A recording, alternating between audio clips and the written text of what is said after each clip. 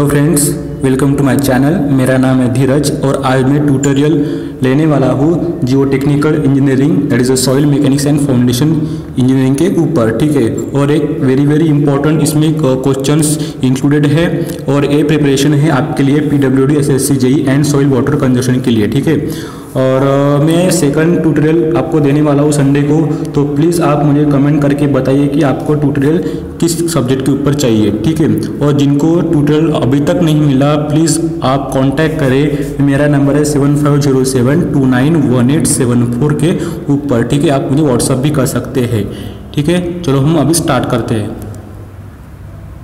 ठीक है। तो पहला क्वेश्चन है आपका कि इन लिक्विड लिमिट टेस्ट में the moisture content eight 10 blues, ठीक है, वॉज 70%। यहाँ पे दिया है कि 10 ब्लूज दिया है आपको और वाटर कंटेंट दिया है 70% and that 100 blues was 20% the liquid limit of the soil is, ठीक है।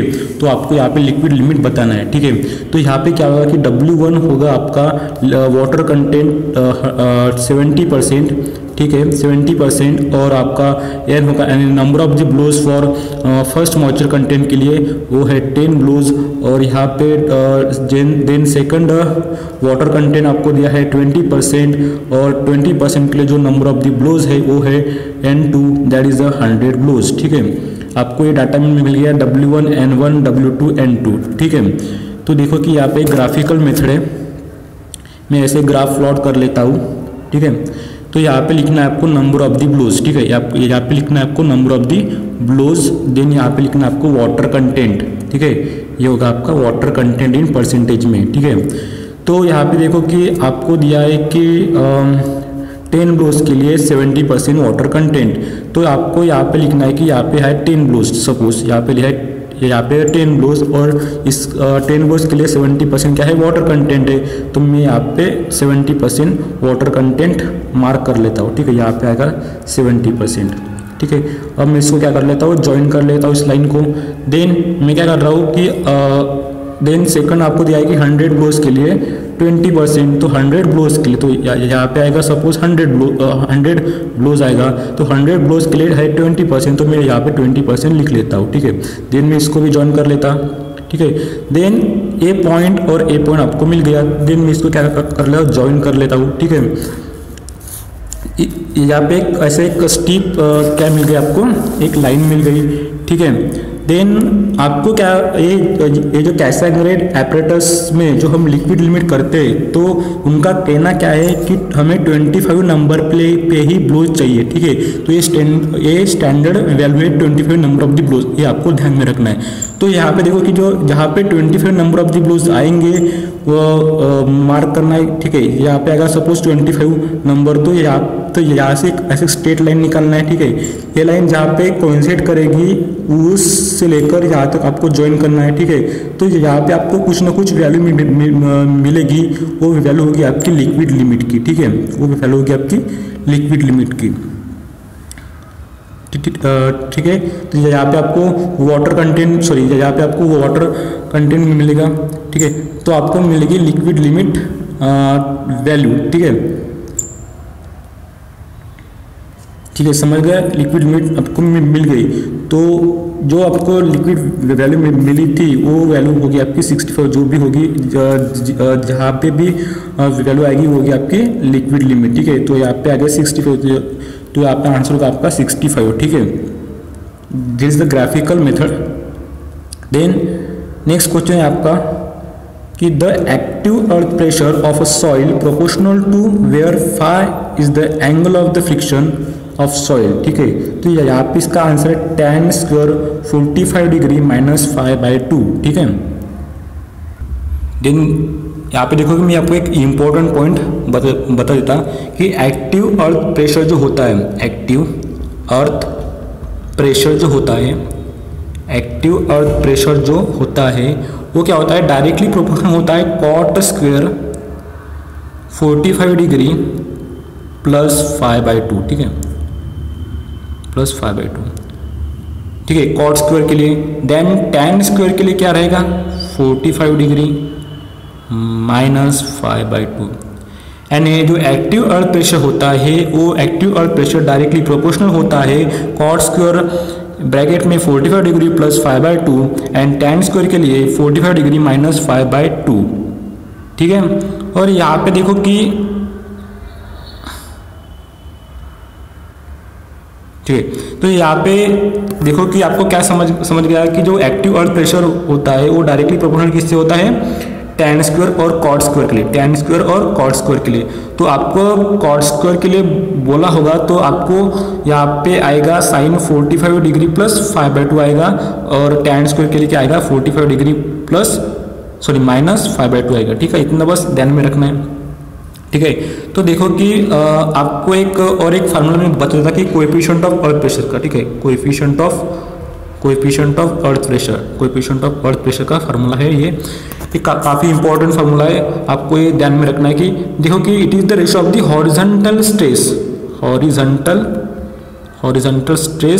Horizontal stress divided by vertical stress. It is the ratio of the horizontal stress to the vertical stress.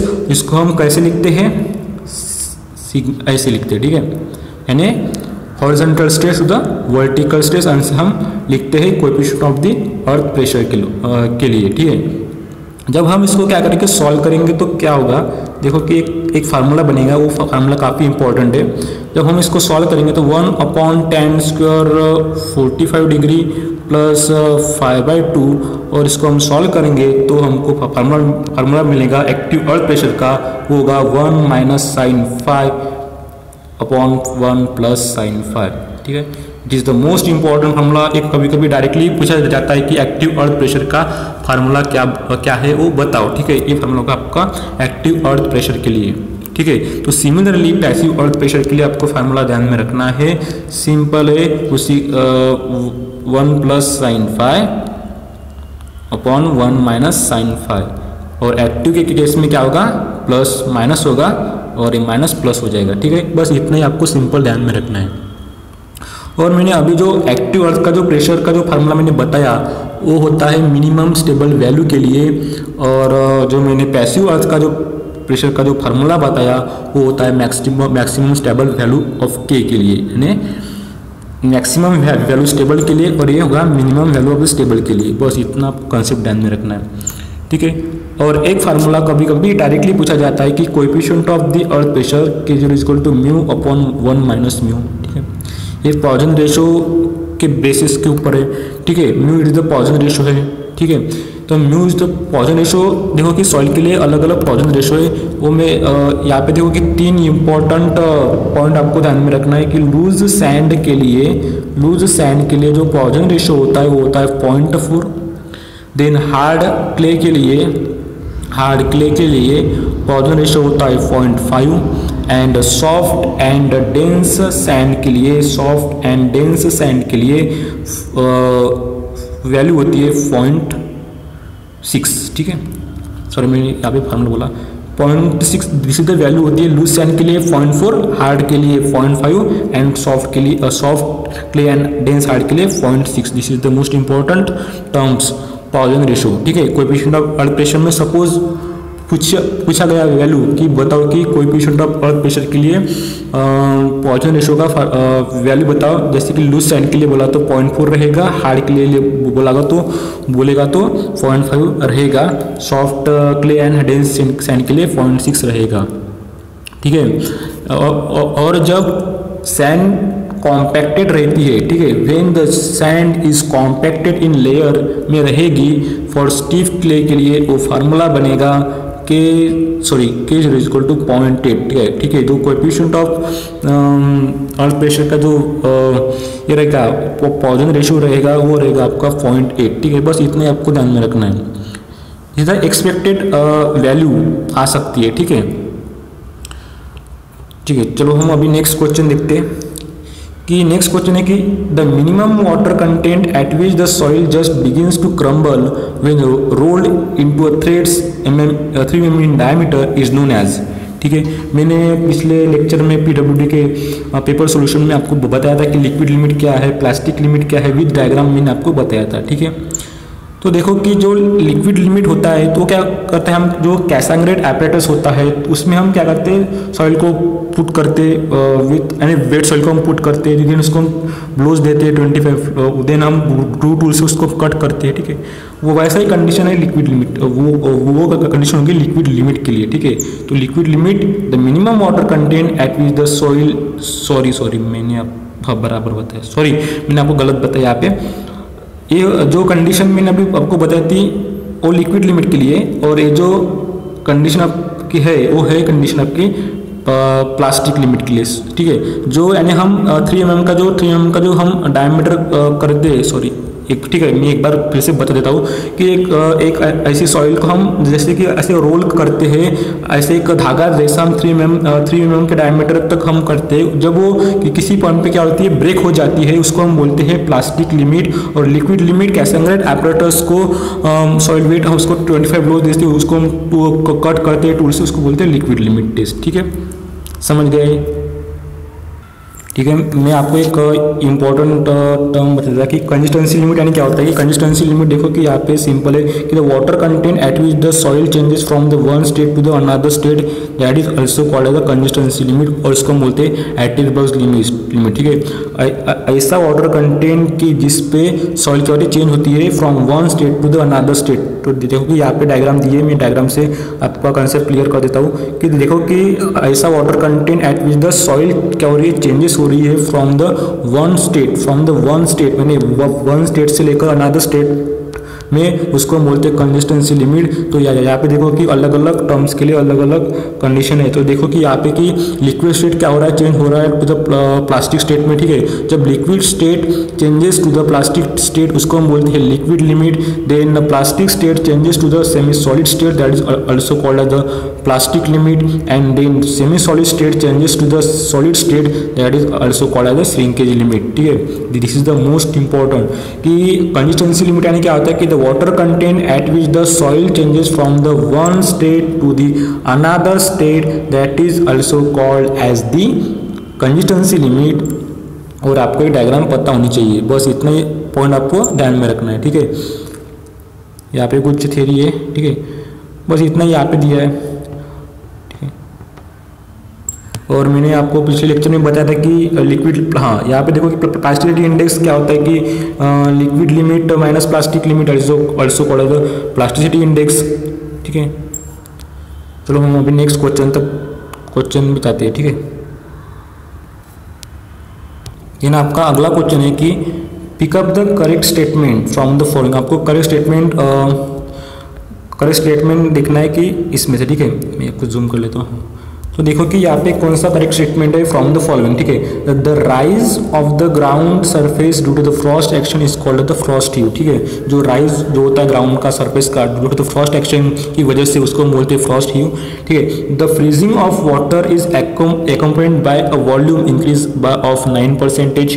Then below the freezing point higher soil suction develops, ठीक है। Below the freezing point की below में जो क्या होता है कि soil यानी हायर सॉइल सक्शन क्या होता है, डेवलप हो जाता है। The magnitude of the frost heave decreases as the decrease of the saturation of the soil. जब क्या होता है कि फ्रॉस्ट ह्यू का जो मैग्नीट्यूड जब डिक्रीज हो जाता है तब क्या होता है, उसका सैचुरेशन जो होता है सॉइल का वो भी डिक्रीज हो जाता है। तो इसका करेक्ट आंसर क्या होगा, ऑल दी अबोव, ठीक है। देन नेक्स्ट क्वेश्चन है आपका कि यहाँ पे देखो कि which one of the following statement is true, ठीक है। तो यहाँ पे दिया है कि clay are more porous than sand, ठीक है। देखो कि मैंने पहले ही बोला कि क्ले क्या होता है, पोरस होता है, ठीक है। मैंने पिछले लेक्चर में भी आपको बताया था कि क्ले के बारे में, ठीक है।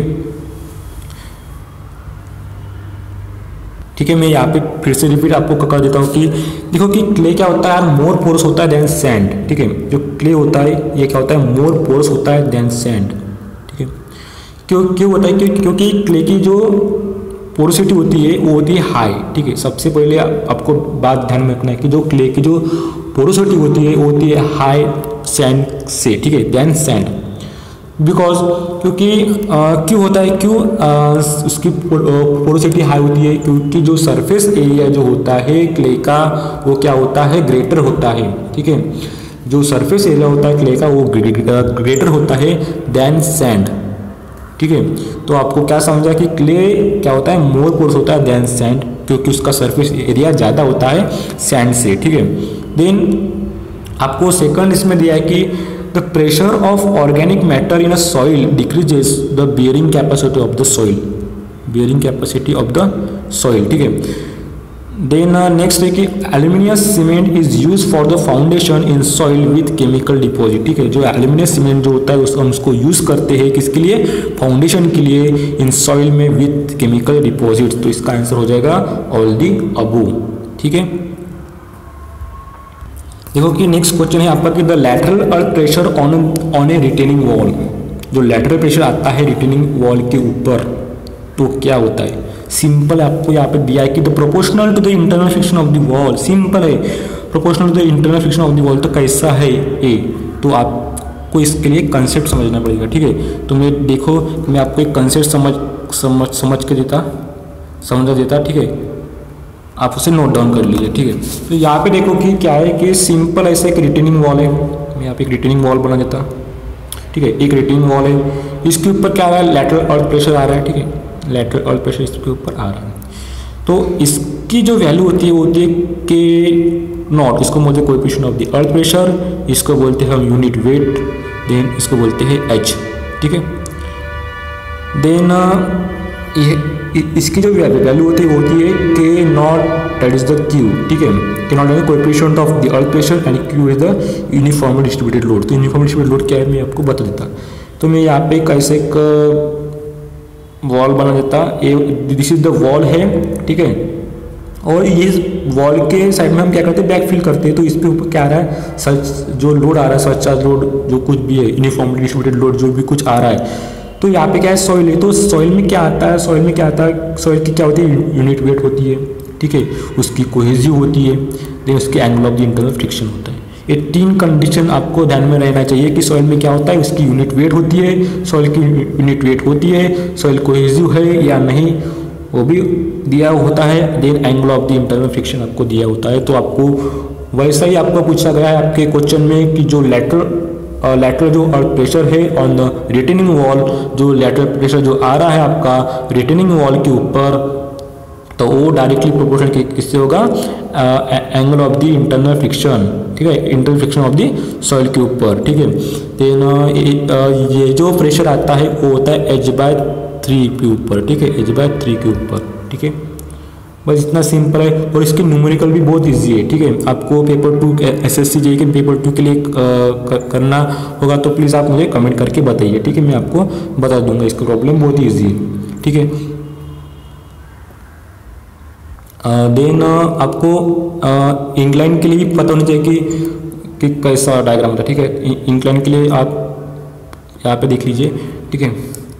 ये हो गई आपकी वॉल, ये होगी वॉल की हाइट होगी h, ठीक है, और इस पे जो आ रहा था प्रेशर होगा h/3 के ऊपर आ रहा था प्रेशर। देन यहाँ पे जो आपका जो एंगल बनेगा वो बनेगा आपका अल्फा, यहाँ पे बनेगा this is unit weight and is angle of the internal friction, ठीक है। ऐसी डायग्राम बनेगी इंक्लाइन के लिए, ठीक है। और इंक्लाइन के लिए जो आपको एक्टिव अर्थ प्रेशर का जो फार्मूला आपको ध्यान रखना है, ओनली इंक्लाइन के लिए बोला, ठीक है। मैंने इंक्लाइन के लिए आप लिख लीजिए कि active earth pressure for the incline backfill के लिए, ठीक है, active earth pressure for incline backfill के लिए, ठीक है। तो इंक्लाइन के लिए जो एक्टिव अर्थ प्रेशर का जो फार्मूला रहेगा, is the most important formula cos alpha, ठीक है। हाँ, यहाँ पे देखो कि के active earth pressure equals to cos alpha minus under root में cos square alpha minus cos square alpha equals to cos alpha plus under root में cos square alpha minus cos square 5, ठीक है। सॉरी यहाँ पे 5 होगा, ठीक है। बस इतना ही फार्मूला आपको ध्यान में रखना। इसी तरह इम्पोर्टेंट फार्मूला फॉर द कोई active earth pressure for the incline backfill के लिए कभी कभी आ जाता है, ठीक है। देन ठीक है, और यहाँ पे देखो कि एक्टिव अर्थ प्रेशर के लिए आपको शीयर स्ट्रेंथ ऑफ सॉइल का फार्मूला पता होना चाहिए कि क्या होता है कि S = C + sigma tan phi, ठीक है। तो यहाँ पे जो एस होगा ये होगा आपका shear strength of the soil, c is the cohesion, then is the effective normal stress, then phi is the angle of the internal friction. ठीक है, बस इतना फार्मूला आपको याद में रखना है। ये फार्मूला होगा आपका shear strength of the soil के लिए। ठीक है, देन नेक्स्ट क्वेश्चन है कि the internal molecular attraction of a soil the cohesion is. ठीक है, जो कुछ इंटरनल मॉलिक्यूलर जो अट्रैक्शन होता है सॉइल के बीच में, तो कोहेजन के लिए क्या रहेगा, तो देखो कि यहाँ पे तो decrease as the moisture content increase the moisture content decrease. तो यहाँ पे सिंपल आपको ध्यान में रखना है कि is more in well compacted clays. ठीक है, क्योंकि जो इंटरनल मॉलिक्यूलर अट्रैक्शन जो होगा ज़्यादा रहेगा किसके ऊपर, वेल कॉम्पैक्टेड क्लेज के लिए। ठीक है, क्योंकि ऑलरेडी क्लेज में इंटरनल मॉलिक्यूलर अट्रैक्शन रहते हैं बट और कॉम्पैक्टेड क्लेज के लिए और ज़्यादा रहेगा। ठीक है, यहाँ पे आपको ये बोला है। ठीक है, मोस्ट इंपॉर्टेंट ऑब्जेक्टिव है। देन नेक्स्ट यहाँ पे देखो कि हाँ, देन यहाँ पे कि the quantity of seepage of water through soil is proportional to, जो कुछ क्वांटिटी ऑफ जो सीपेज होता है वाटर का सॉइल में वो किससे प्रोपोर्शनल रहता है। ठीक है, आपको ये बोला है। ठीक है, तो पहला है कि coefficient of the permeability of the soil के ऊपर, it is the most important, रहना ही रहना है। Then total head loss to the soil obviously.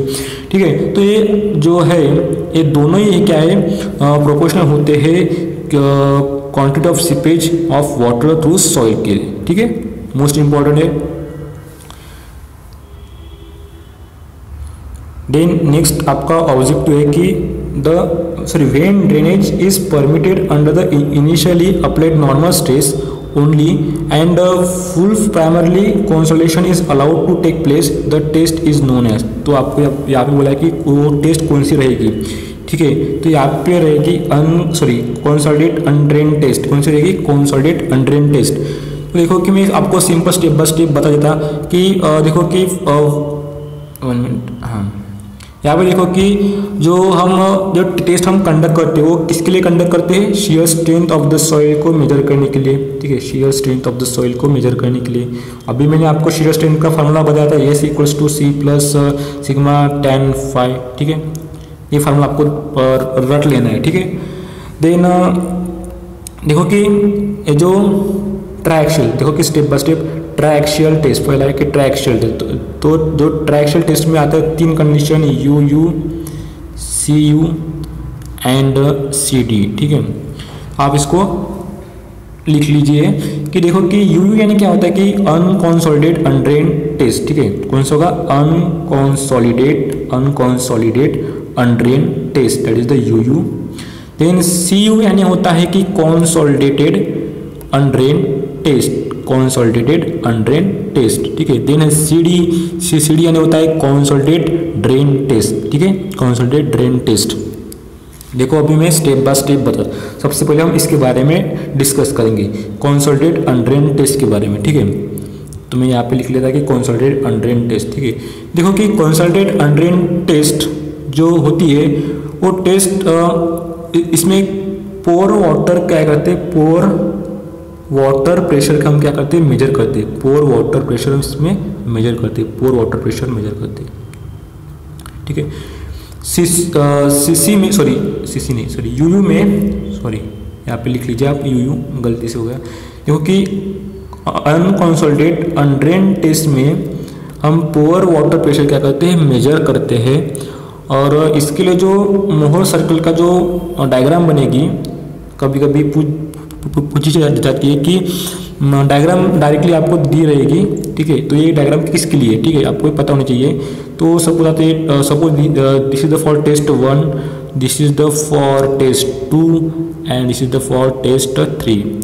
ठीक है, टेस्ट 3 यहाँ पे मैं एक फेलुअर इन्वॉल्व बना देता हूँ। ठीक है, ये होगा आपका फेलुअर इन्वॉल्व होगा।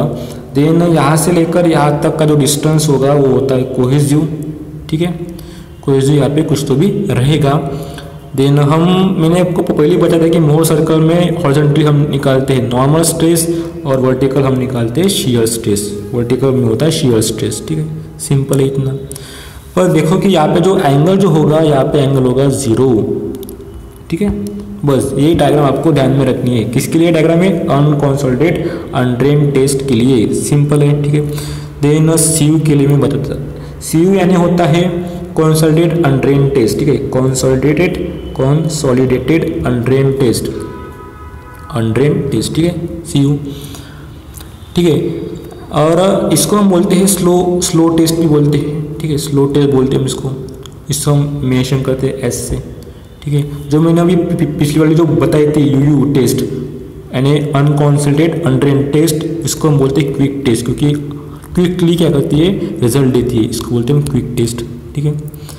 देखो कि CU और CD यानी consolidated undrained test and consolidated drained test के लिए जो दोनों के लिए जो मोहर सर्कल का जो डायग्राम है तो कैसा रहेगा, this is the first, this is the second circle, ये थोड़ा बड़ा सर्कल है, ये थोड़ा बड़ा सर्कल है, ठीक है, ये this first, this is second. Then जब हम इसको फेल्यूर इन्वॉल्व जब लाइन में यहाँ पे ड्रॉ कर लेता हूँ तो यहाँ पे जो यहाँ से लेकर यहाँ तक का जो डिस्टेंस होता है वो cohesive consolidated undrained test is not equal to coefficient of consolidated drained test same नहीं रहेगा, ठीक है। ये दोनों ही कंडीशन के लिए क्या रहेगा, इक्वल नहीं रहेगा।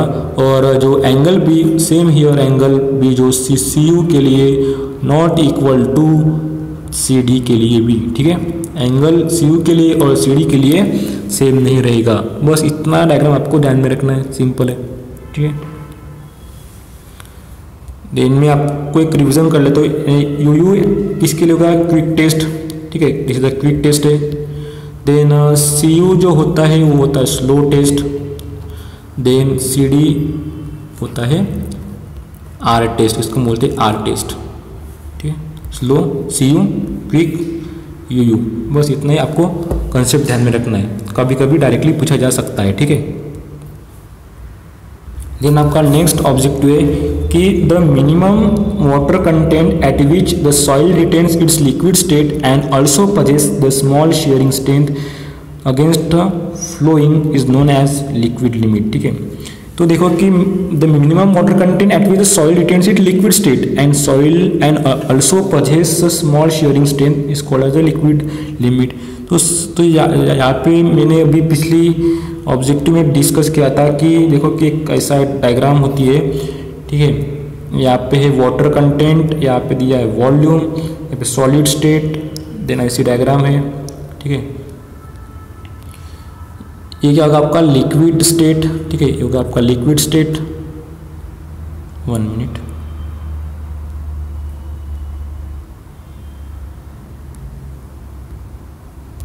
मैं फिर से बना लेता हूँ डायग्राम।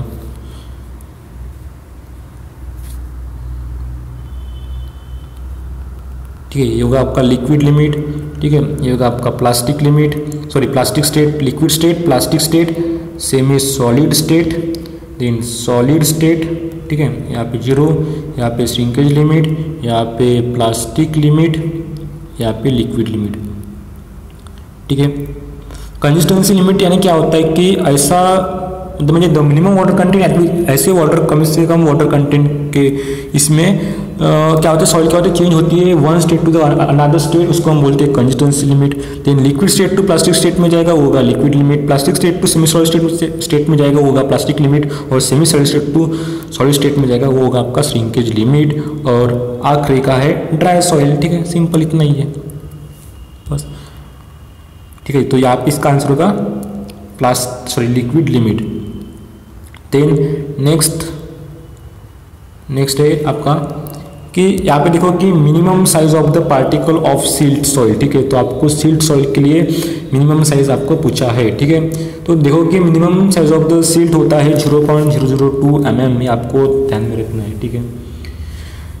देखो कि मिनिमम साइज आपको दिया है तो आपको मैक्सिमम साइज भी आपको पता होना चाहिए, तो इसका मैक्सिमम साइज होगा आपका 0.075 mm, लिख लीजिए आप, ठीक है, क्योंकि 0.075 mm this is the maximum size of the silt. और मैं क्ले के लिए बता देता हूँ आपको, क्ले के लिए क्ले का साइज जो होता है वो ग्रेटर देन 0.002 mm, ठीक है, यानी इससे ग्रेटर होता है क्ले का साइज, ठीक है, स्मॉलर देन होता है 0.002 mm, ठीक है, क्ले साइज स्मॉलर होता है 0.02 mm से, ठीक है। और कभी कभी क्या होता है कि एसएससी जेईई में बहुत पुराना पेपर है वो, वहाँ पे डायरेक्टली आपको सिंबल पूछे गए थे कि ग्रेवल के लिए सिंबल बताओ, सैंड के लिए सिंबल बताओ, सिल्ट के लिए सिंबल बताओ और क्ले के लिए। तो ग्रेवल के लिए है जी, ठीक है, सैंड के लिए है एस और सिल्ट के लिए है एम, ठीक है, एम के लिए सिल्ट के लिए है एम और क्ले के लिए सी, ठीक है। बस इतने आपको सिंबल आपको ध्यान में रखना है, ठीक है। देन नेक्स्ट क्वेश्चन हम देखेंगे। हाँ, यहाँ पे देखो कि द मैक्सिमम, 1 मिनट, हाँ, यहाँ पे देखो कि the maximum value of the effective stress in the past divided by the present value is defined as the over consolidation ratio. The over consolidation ratio of an over consolidated clay is, इसका answer होगा more then 1, ठीक है। मैं question फिर से पढ़ रहा हूँ। The maximum value of effective stress, जो मैक्सिमम वैल्यू है इफेक्टिव स्ट्रेस की किसके in the past divided by the present value में is defined as the over consolidation जो रेशो होता है, दैट इज द ओसीआर। जो ओसीआर की जो वैल्यू होती है वो द कंसोलिडेटेड क्ले के ओवर तो होती है मोर देन 1 होती है, ठीक है। देन नेक्स्ट क्वेश्चन है आपका कि under ream piles are generally, ठीक है। तो under ream piles are generally that is the bore piles. मैंने पीडब्ल्यूडी के पेपर सॉल्यूशन में टाइप्स ऑफ द पाइल्स पूरे बताए हैं, ठीक है, वो आप देख लीजिए, ठीक है। मैंने एक अलग सा प्लेलिस्ट बनाया है that is PWD paper solution का, आप उसमें देख सकते हैं, ठीक है। देन हाँ, देन नेक्स्ट ऑब्जेक्टिव है आपका कि pick up the clay soil, pick up the clay soil group which does not swell when weighed from the following। तो यहाँ पे जो क्ले सॉइल कौन सा ऐसा ग्रुप है, इसमें से कौन सा ऐसा ग्रुप है कि जिसमें क्या होता है वो सॉइल क्या होती है, स्वेल नहीं होती, यानी not swell when wet from the fall, यानी जब सॉइल क्या होती है वेट हो जाती है, यानी वो गीली हो जाती है तो वो क्या स्वेल नहीं होती, वो कौन से ग्रुप में होता है, माइट ग्रुप में होता है, ठीक है, माइट ग्रुप में, ठीक है। The clay soil group, pick up the clay soil group which does not swell when the weight from the following is the mite group, ठीक है, आपको एक पता होना चाहिए, ठीक है। Then next question है कि factor of the safety against sliding of the slope, ठीक है। जो factor of the safety है against sliding of the slope, it is the ratio of the, तो यहाँ पे आपको दिया है कि फर्स्ट और सेकंड करेक्ट है, the actual cohesion to that required to maintain the stability of the slope, then shear strain to shear stress along the surface, ठीक है, ये आपको ध्यान में रखना है, ठीक है। देन नेक्स्ट क्वेश्चन है कि the ratio, 1 minute, the ratio of the volume of the voids to the volume of the soil solid in a given soil mass is known as the, क्या होता है, देखो कि जो void ratio होता है it is the volume of the voids to the volume of the soil solid, इसको हम बोलते हैं void ratio, ठीक है। void ratio में क्या होगा, it is the ratio of the volume of void to the volume of the soil solids, ठीक है। देन आपको पोरोसिटी के बारे में पता है कि पोरोसिटी का क्या फार्मूला होता है, इसको बोलते हैं eta volume of voids the total volume, ठीक है, इसको हम एक्सप्रेस करते हैं परसेंटेज से, ठीक है। इसकी जो वैल्यू निकलती है वो वैल्यू निकलती है परसेंटेज से, ठीक है। और जो पोरोसिटी को हम परसेंटेज ऑफ द वॉइड्स से भी मेंशन करते हैं, कभी कभी परसेंटेज ऑफ वॉइड्स पूछा गया तो वो क्या रहेगा, पोरोसिटी रहेगा आपका, ठीक है, ठीक है। कभी कभी छोटा सा एक फार्मूला है relation between the porosity and void ratio, ठीक है। तो relation between the porosity and the void ratio, एक सिंपल सा फार्मूला आपको ध्यान में रखना है, वो है eta equals to e by 1 plus e and e eta 1 minus eta, this is the relation between the porosity and the void ratio, this is the most important relation, ठीक है। देन नेक्स्ट है आपका water content, ठीक है। आपको water content पता होना चाहिए कि वाटर कंटेंट यानी क्या होता है कि water content equal to small w weight of the water to the weight of the soil solid into the 100, ठीक है, 100%, this is the water content in percentage, this is the formula for the water content, ठीक है। और मैंने water content निकालने की method भी मैंने डिस्कस की है पिछले PWD सॉल्यूशन में, आप उसमें देख सकते हैं, ठीक है। देन अभी क्या रहेगा, स्पेसिफिक ग्रेविटी आपका रह गया, ठीक है। तो स्पेसिफिक ग्रेविटी को हम डिनोट करते हैं कैपिटल G से, और इसका जो फार्मूला है वो होता है unit weight of the soil to the unit weight of the water, इसको हम बोलते हैं स्पेसिफिक ग्रेविटी, ठीक है। स्पेसिफिक ग्रेविटी इसको हम बोलते हैं, ठीक है। और स्पेसिफिक ग्रेविटी का हम कहाँ पे यूज़ करते हैं, स्पेसिफिक ग्रेविटी का यूज़ हम कहाँ पे करते हैं, वॉइड रेशो को डिटरमाइन करने के लिए एंड पार्टिकल साइज को डिटरमाइन करने के लिए हम इसका यूज़ करते हैं, ठीक है। और यहाँ पे आपको एक एग्जांपल दे देता कि सैंड जो स्पेसिफिक जो ग्रेविटी होती है सैंड की जो स्पेसिफिक ग्रेविटी होती है वो होती है 2.65 to 2.68, ठीक है। ये होगी आपकी स्पेसिफिक ग्रेविटी सैंड के लिए, ठीक है, सैंड के लिए, ठीक है। देन नेक्स्ट क्वेश्चन है, ठीक है। और यहाँ पे देखो कि डिग्री ऑफ दी, हाँ यहाँ पे नहीं दिया है, डिग्री ऑफ द सैचुरेशन पर आप ध्यान में रख लीजिए कि डिग्री ऑफ सैचुरेशन को हम मेंशन करते हैं कैपिटल S से, उसको हम बोलते हैं कि volume of the water to the volume of the voids, ठीक है। Volume of the water to the volume of the voids, this is the formula of the degree of the saturation, ठीक है। तो यहाँ पे देखो ये कंडीशन, दो कंडीशन यहाँ पे दिया है कि if degree of the saturation equals to 0 then it is the dry soil. कौन सी सॉइल होगी इसकी, ड्राई सॉइल होगी। Then degree of the saturation equals to 100% then it is the fully saturated soil, ठीक है। कौन सी सॉइल होगी इसकी, fully saturated soil. This is the दो कंडीशन आपको ध्यान में रखना है, कभी भी पूछा जा सकता है, ठीक है। डिग्री ऑफ द सैचुरेशन का फार्मूला और उसकी दो कंडीशन, ठीक है। देन नेक्स्ट हम देखते हैं। देन आपका नेक्स्ट क्वेश्चन है कि एक compacted soil sample using 10% moisture content has a weight 200 gram, ठीक है, and mass unit weight of 2 gram per centimetre cube if the specific gravity of soil particles and water are 2.7 and 1, ठीक है। यहाँ पे आपको स्पेसिफिक ग्रेविटी दी है soil के लिए एंड वाटर के लिए, ठीक है। The degree of saturation of the soil is, ठीक है, मैंने अभी आपको डिग्री ऑफ सैचुरेशन का कंसेप्ट बता दिया, ठीक है। आपको कंसेप्ट क्लियर हो गया, ठीक है। और सॉरी मैंने आपको ओनली फार्मूला बताया, ठीक है। देन यहाँ पे देखो कि यहाँ पे इसको सॉल्व करने के लिए 3 फार्मूले यूज़ होते हैं, ठीक है। उस 3 फार्मूले का आप लिख लीजिए। देखो कि जो dry unit weight of soil होती है, मैं यहाँ पे जूम कर लेता, ठीक है। यहाँ पे देखो कि dry unit weight of soil का जो फार्मूला होगा, dry unit weight of soil का जो फार्मूला होगा वो equals to bulk unit weight divided by 1 plus water content, ठीक है।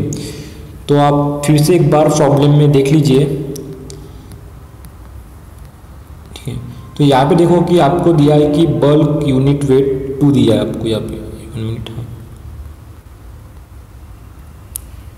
ठीक है। यहाँ पे दिया आपको मास unit wait is the bulk unit weight दिया आपको 2 दिया है एंड वाटर कंटेंट आपको दिया है 10%, ठीक है। तो ये तो उस फार्मूले में अभी जो मैंने आपको जो फार्मूला लिखा के दिया कि bulk unit weight divided by 1 plus W, इसको हम इसमें पुट करेंगे, इसको सॉल्व करेंगे तो हमको वैल्यू मिलेगी, इसको 2 divided by 1 plus 0.1 equals to 1.81, ठीक है। इतना ग्राम पर सीसी आएगा, ठीक है। सीसी है ना, सेंटीमीटर पर क्यूब, ठीक है। देन सेकंड फार्मूला इसमें यूज़ होता है वो होता है E equals to G into unit weight of water divided by dry unit weight. आप अच्छे से लिख लीजिए। पहला है कि G into unit weight of the water to the dry unit weight, ठीक है। इतना आपने लिख लिया। तो यहाँ पे देखो कि आपको कि G दिया है 2.7, ठीक है, वाटर के लिए 2.7, ठीक है। देन आपको unit weight of the water दिया है क्या यहाँ पे, हाँ, यूनिट वेट ऑफ वाटर दिया है आपको, तो ये स्पेसिफिक ग्रेविटी है, ठीक है। यूनिट वेट ऑफ वाटर यहाँ पे 1, ठीक है। देन ड्राई यूनिट वेट अभी हमने निकाला था जो ड्राई यूनिट वेट निकाला था वो 1.818। तो हम इसको सॉल्व करेंगे तो इसका आंसर आ जाएगा 0.4851, ठीक है। देन थर्ड जो फार्मूला है वो S equals two degree of saturation का जो फार्मूला है G into specific gravity into water content into void ratio. हम इसमें G को पुट करेंगे 2.7, वाटर कंटेंट हम पुट करेंगे 10% और वॉइड रेशो आपको दिया है कि आपको वॉइड रेशो पे सॉरी अभी हमने निकाला था पिछली कंडीशन में 0.4851। तो इसको हम सॉल्व करेंगे तो इसका आंसर आ जाएगा 0.556 और इसको परसेंटेज में करेंगे तो 55.6%। ये काफ़ी लेंदी प्रॉब्लम है, तो सिंपल आपको फार्मूले ध्यान में रखने, ठीक है। उतना ही फार्मूले ध्यान में रखा है तो आपको सॉल्व करके आता है, ठीक है। आप इसको सॉल्व कर सकते हैं, ठीक है।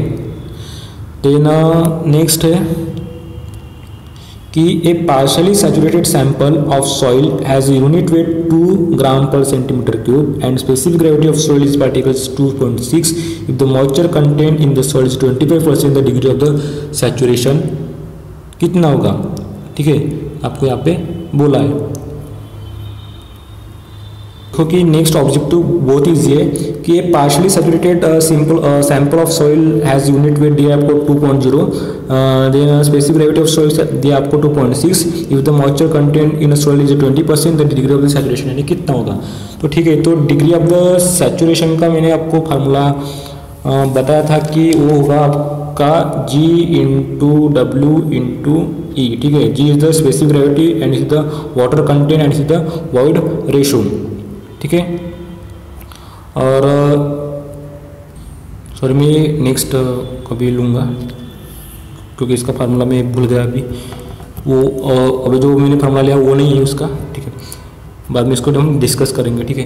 Then according to Coulomb's wedge theory the active earth pressure slides the wedge. तो यहाँ पे इसका जो आंसर होगा वो होगा down and outwards on a slip surface, ठीक है। और देखो कि जो भी मैंने क्वेश्चन मिस किए तो प्लीज़ आप मुझे कमेंट करके बताइए, ठीक है, मैं उसको कर दूंगा, ठीक है। और according to Coulomb's wedge theory the active earth pressure जो होता है pressure slides the wedge this is the down and outward on a slip surface, ठीक है।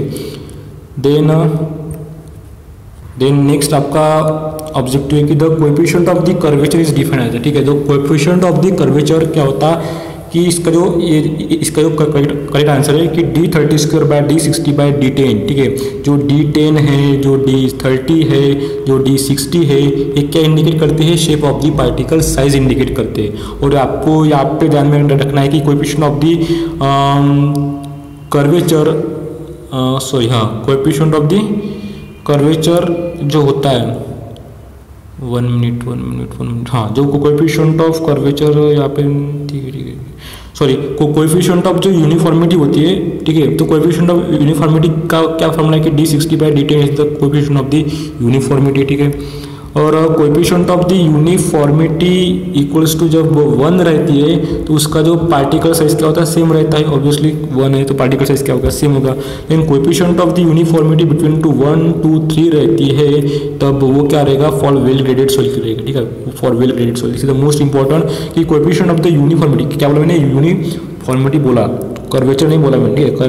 कर्वेचर अलग है और यूनिफॉर्मिटी अलग है, ठीक है। तो कोएफिशिएंट ऑफ यूनिफॉर्मिटी जब 1 रहेगी तब क्या रहेगा, पार्टिकल साइज सेम रहेगा। जब कोएफिशिएंट ऑफ द यूनिफॉर्मिटी 1, 2 और 3 के बीच में रहेगी वो फॉर ग्रेडेड सॉइल रहेगा, ठीक है। और मैंने अभी आपको बताया कि कोएफिशिएंट ऑफ द यूनिफॉर्मिटी का फार्मूला है D60 बाय D10, ठीक है, D60 बाय D10, ठीक है। देन नेक्स्ट है कि the effective size of the particles of soil is denoted by D10, ठीक है। ओनली D10 क्या करता है कि effective size of the particles को क्या करता है, डिनोट करता है, ठीक है, सिंपल है। देन नेक्स्ट, हाँ, तो देखो कि यहाँ पे नेक्स्ट सिंपल है, सिंपल इसका न्यूमेरिकल की the degree of the saturation of a natural soil deposit having the water content 15%, specific gravity आपको दिया है 2.50 एंड वर्ड रेशियो दिया आपको 0.5। तो सिंपल आपको एक फार्मूला में पुट करना है G into W into E। G is the specific gravity आपको दी है आपको यहाँ पे 2.50। देन वाटर कंटेंट भी आपको यहाँ पे दिया है, वो है आपका 15%। देन आप इसको पुट करोगे और वर्ड रेशियो भी आपको दिया है डायरेक्टली 0.5। जब आप इसको सॉल्व करोगे तो इसका आंसर आ जाएगा 0.75 और इसको हम परसेंटेज में करेंगे तो क्या आएगा वो 70%। Is the most important formula. आप इसका यूज़ करके आप इसको इजीली निकाल सकते हैं, ऐसे न्यूमेरिकल पूछे जा सकते हैं, ठीक है। देन नेक्स्ट है आपका कि the coefficient of the compressibility of soil is the ratio of strain to stress, ठीक है। कि strain to stress this is the formula for the coefficient of the compressibility, ठीक है। Coefficient of the compressibility of soil it is the ratio of the strain to stress, ठीक है। और आगे भी बहुत आगे सिंपल क्वेश्चन है, ठीक है। स्टार्टिंग में बहुत ही हार्ड थे, ठीक है। हार्ड थे नहीं, उसमें बहुत एक्सप्लेनेशन करना पड़ा क्योंकि वो भी इम्पोर्टेंट पार्ट है, ठीक है। ठीक है, आगे का इजी है, ठीक है। देखो कि और यहाँ पे नेक्स्ट है कि if the failure of a finite slope occurs to the toe is known as. मैंने आपको पिछले PWD के वीडियो में बताए थे कि फाइनाइट स्लोप क्या है, इनफाइनाइट स्लोप क्या है। क्योंकि देखो कि स्टेबिलिटी ऑफ द स्लोप में दो टाइप है, पहला है फाइनाइट, दूसरा है इनफाइनाइट। मैंने आपको इसका एग्जांपल भी दिया था कि फाइनाइट स्लोप क्या है और इनफाइनाइट स्लोप क्या है, ठीक है। आप उसमें देख सकते हैं, ठीक है। इसका जो आंसर है होगा, इसका आंसर होगा टू फेल्यूर, ठीक है। If the failure of a finite slope occurs to the toe is known as the toe failure. ऐसा फेल्यूर जो टू के थ्रू में आता है उसको बोलते हैं टू फेल्यूर। स्लोप में आएगा तो स्लोप फेल्यूर, बेस में आएगा तो बेस फेल्यूर, सिंपल है, ठीक है। देन है देन यहाँ पे दिया कि द रैंकाइन्स थ्योरी, यहाँ पे जूम कर लेते हो, ठीक है। यहाँ पे है कि Rankine's theory of active earth pressure assume, ठीक है। तो रैंकाइन जो थ्योरी है किसके लिए, एक्टिव अर्थ प्रेशर के लिए, वो अज्यूम करती है the soil mass is homogeneous dry and cohesionless. This is the assumption. देखो कि द सॉइल मास क्या होना चाहिए, होमोजीनियस होना चाहिए, ड्राई होना चाहिए एंड कोहेजनलेस होना चाहिए, ठीक है। Ground surface is a plane which may be horizontal और इंक्लाइंड। जो ग्राउंड का सरफेस होना चाहिए वो प्लेन होना चाहिए और विच में बी हॉरिजॉन्टल और इंक्लाइंड भी चल जाता। Then back of the wall is vertical and smooth. जो बैक ऑफ द वर्टिकल जो वॉल होगी वो क्या रहनी चाहिए, वर्टिकल होनी चाहिए एंड स्मूथ होनी चाहिए। Then wall yields about the base, ठीक है। Wall yields about the base. This is the Rankines theory of active earth pressure assumes, ठीक है। आपको ध्यान में रखना है, ठीक है। बहुत ही इंपॉर्टेंट है, IMP इसको हम कर लेते हैं, ठीक है। देन नेक्स्ट हम देखते हैं कि the water content of soil is defined as the ratio of, simple कि weight of the water to the weight of the soil solid of given mass of the soil. जो weight of the जो water होता है to the weight of the soil solid that is also called as the water content. इसको हम बोलते हैं water content, ठीक है, समझ गए। देन है accurate determination of water content is made by. जो एक्यूरेट जो डिटरमाइन करता है वो कौन सी मेथड है, वो होती है ओवन ड्राइंग मेथड। देखो मैंने कि PWD के पेपर सोल्यूशन में भी मैंने टाइप्स ऑफ द मेथड बताया है, ठीक है। आप उसमें आप देख सकते हैं और उसी के बेसिस पे मैंने एक ट्यूटोरियल बनाया, ठीक है, सिंपल है। देखो कि एक्यूरेट जो डिटर्मिनेशन ऑफ वाटर कंटेंट हम करते हैं वो ओवन ड्राइंग मेथड से करते हैं, ठीक है, सिंपल। देन देन है नेक्स्ट है कि यहाँ पे कट गया, हाँ ठीक है। देखो कि यहाँ पे कि the Stokes law states that, जो कुछ स्टोक्स लॉ होता है वो स्टेट्स क्या कहता है, the velocity at which the grain settle out of the suspension, the other factors remaining constant it's depend upon the shape, size and weight of the grain, ठीक है। जो स्टोक्स लॉ होता है वो स्टेट्स करता है the velocity at which the grain settle out of the suspension, the other factor remaining constant is dependent upon the shape, size and wait of the grain, ठीक है, समझ गया। देन नेक्स्ट क्वेश्चन हम देखते हैं कि pick up the correct statement from the following. यहाँ पे करेक्ट स्टेटमेंट आपको पिकअप करना है, ठीक है। तो यहाँ पे देखो कि यहाँ पे सिंपल है कि when water table is located somewhat below the base of the footing the elastic wedge is partly of moist soil or partly of the submerged soil and suitable reduction factor is used। यहाँ पे क्या बोला है कि when water table is located somewhat below the base of the footing, जब footing के बीच के बेस में कुछ वाटर टेबल रहेगा, the elastic wedge is partially, जो इलास्टिक वेज होगा पार्टली वो मॉइस्ट रहेगा एंड पार्टली सबमर्ज रहेगा, ठीक है। And suitable reduction factor is used, ठीक है। सिंपल करेक्ट है, ठीक है। और नेक्स्ट है कि pick up the correct statement from the following, ठीक है।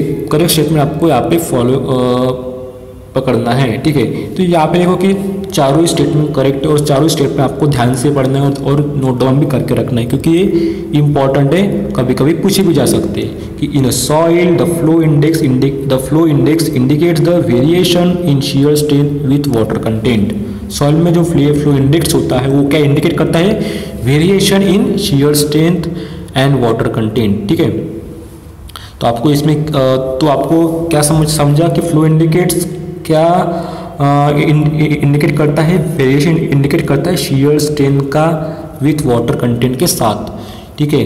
और मैं आपको एक फ्लो इंडेक्स का आपको फार्मूला ही बता देता हूँ कि W minus W1 divided by log N2 divided by N1।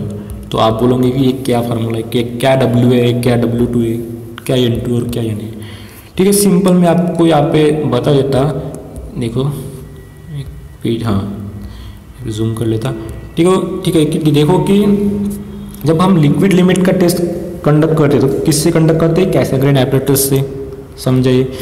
तो उसके लिए जो ग्राफ है वो इस तरह है कि आपको प्रॉब्लम में कभी कभी देखो कि इस ग्राफ में जो एक्स एक्सिस के ऊपर है उस पर नंबर ऑफ दी ब्लोज दिया है, नंबर ऑफ दी ब्लोज है। वाई एक्सिस के ऊपर क्या दिया है, वाटर कंटेंट दिया है परसेंटेज में, ठीक है। सपोज आपको 10 नंबर ऑफ दी ब्लोज दिया है और 10 नंबर ऑफ दी ब्लोज के लिए 20% ऑफ द वाटर कंटेंट दिया, मैं इसको ज्वाइन कर लेता। देन सेम हियर 100 ब्लोज के लिए आपको वाटर कंटेंट दिया है 70%, देन इसको मैं भी ज्वाइन कर लेता, ठीक है, 70% ऑफ वाटर। देन मेरे को चाहिए 25 नंबर ऑफ द ब्लोज के लिए, तो 25 नंबर ऑफ द ब्लोज के लिए, सॉरी ग्राफ रॉन्ग हो गया, एक मिस्टेक हो जाती है, सॉरी थोड़ा। देखो कि 10 नंबर ऑफ द ब्लोज के लिए आपको दिया है सपोज 70%, क्योंकि ऐसे फ्लैट कर्व आना चाहिए, ठीक है, फ्लैट कर्व आना चाहिए, ऐसा बोलता है एटरबर्ग्स लिमिट, ठीक है। कि देखो कि 10 ब्लोज के लिए 70%, 100 ब्लोज के लिए 20%, ठीक है।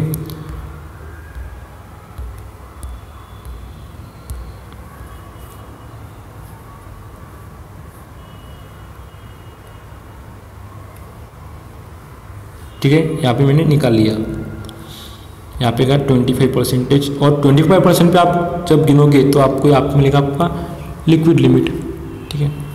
सेम हियर, तो यहाँ पे जो आपका था W1 यानी 10 ब्लोज के लिए कितना water content, that is the W1, N1 that is the number of the blows, ठीक है। देन 100 ब्लोज के लिए 100 blows as N2 and 100 blows के लिए जितना वाटर कंटेंट हो गया आपका W2, वो वैल्यू आपको पुट करनी है, बस आपको फ्लो इंडेक्स का मिल जाएगा। तो फ्लो इंडेक्स यानी क्या होता है, flow index equals to W1 minus W2 divided by log to the base 10, log N2 by N1, बस इतना फार्मूला है, ठीक है। इस ग्राफ के ऊपर ही फार्मूला है, ठीक है। फ्लो इंडेक्स पूछा तो आपको ग्राफ पता होना चाहिए, बस इतना ही कंसेप्ट है, ठीक है, समझा। देन देन आपको देन देन आपको नेक्स्ट पॉइंट आपको ध्यान में रखना है कि the liquid limit minus plasticity limit is known as the plasticity index, ठीक है। प्लास्टिसिटी इंडेक्स यानी क्या होता है कि liquid limit minus plastic limit, that is also called as the plasticity index. Then plastic limit minus shrinkage limit is known as the shrinkage index of the soil. Shrinkage index यानी plastic limit minus shrinkage limit, ठीक है। Then ये भी important, ये भी important, ये भी important, ठीक है। The ratio of the plasticity index to the flow limit is known as the toughness index. देखो आपको चार आपको यहाँ पे डेफिनेशन मिल गए हैं, ठीक है। बहुत ही इंपॉर्टेंट है, आप उसको नोट डाउन कर लीजिए, मैंने आपको ट्यूटोरियल भी दिया है, उसको आप पढ़ लीजिए, ठीक है, इंपॉर्टेंट है। देन यहाँ पे दिया है कि नेक्स्ट, और यहाँ पे देखो कि सॉरी यहाँ पे देखो कि मैंने टफनेस इंडेक्स के लिए कुछ पॉइंट है कि टफनेस इंडेक्स जो होता है, जो वैल्यूज ऑफ टफनेस इंडेक्स की फॉर द मोस्ट सॉइल जो होती है वो लाई करती है 0 to 3.0, ठीक है। यानी the value of the toughness index of most soil is lies between the 0 to 3.0, बस इतना आपको ध्यान में रखना है। देन नेक्स्ट है कि if S, L and R are the arc length, long chord and radius of the sliding circle, then the perpendicular distance of the line of the resultant cohesive force is given by, तो इसका जो formula होगा ये वाला SR/L, ठीक है। Then the liquid limit and plastic limit exist in clay soil, ठीक है। क्ले सॉइल में क्या होती है, liquid limit and plastic limit क्या होती है, एग्जिस्ट होती है, ना कि सॉइल, ना कि सैंड में, ना सिल्टी में और ना ही ग्रेवल में, ओनली क्ले सॉइल में। Liquid limit and plastic limit exist in clay soil, ठीक है। देन नेक्स्ट है backfill with a sloping surface exerts a total active pressure PA on the wall of the height X at h/3 above the base parallel to the base. मैंने पहले ही आपको बताया था कि retaining wall है, इस पर प्रेशर एक्ट कर रहा है, वो होगा आपका h/3, कैपिटल h/3 के ऊपर, ठीक है। ये आपका कैपिटल H उसके h/3 होगा, ठीक है। The backfill with the sloping surface exerts a total active work pressure on the wall of the height act at h/3 above the base parallel to the base, above the base और parallel to the base.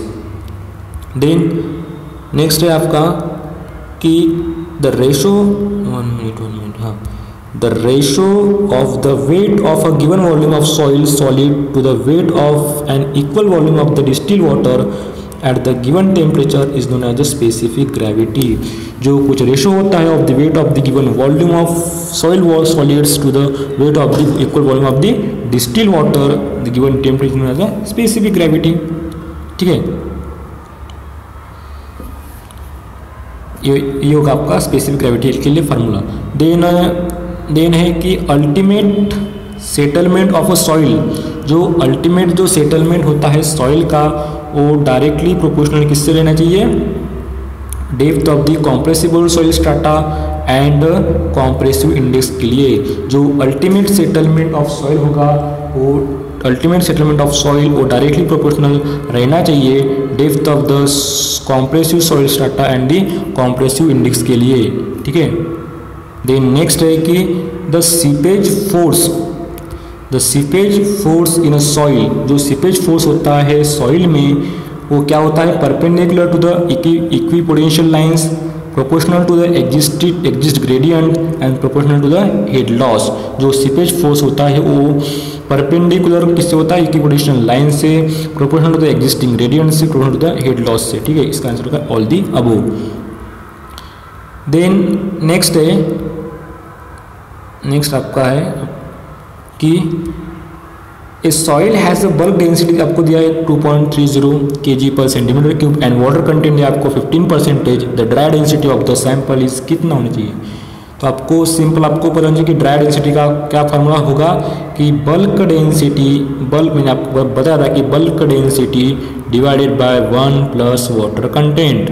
जब आप bulk density को put करेंगे, आप bulk density आपको दिया है 2.30 और वाटर कंटेंट बल्क डेंसिटी आपको दिया 2.30, वाटर कंटेंट आपको दिया है 0.5, that is the 15%।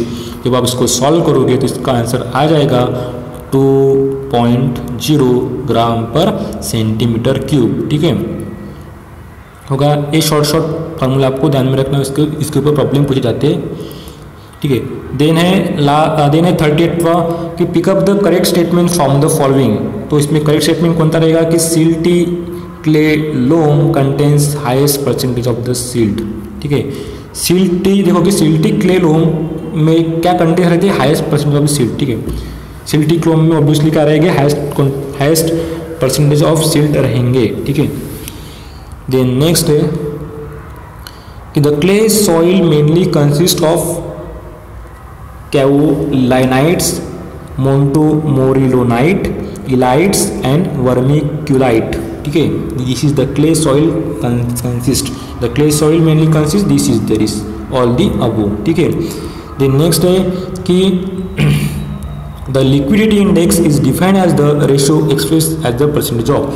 The liquidity index क्या डिफाइन करता है कि natural water content minus plastic limit to it's plasticity index. ठीक है, liquidity index is defined as the ratio express as the percentage of the natural water content minus its plastic limit to the plasticity index. ठीक है, this is the most important formula, important है, आप इस पे आप इसको note down करके रख लीजिए। ठीक है, देन आपका फार्मूला है कि देन नेक्स्ट ऑब्जेक्टिव है आपका the fluid generally use for the grouting. जो फ्लूइड होता है वो जनरली यूज करता है for the grouting is cement and water mix, clay suspension, sodium silicate, bitumen emulsion. ठीक है, all of the above. Then next है कि नेक्स्ट है कि coarse grain soil has the voids ratio is 0.75 and specific is 2.75। The critical gradient which quicksand condition occurs is 1। ठीक है, मैं इसका फार्मूला बाद में बताऊंगा। ठीक है, मैं इसको बाद में एक्सप्लेन करूंगा अगली वीडियो में। ठीक है, देन इसका मेरे को फार्मूला नहीं मिला। ठीक है, इजी है बट ठीक है। Then the relationship between the voids and the porosity.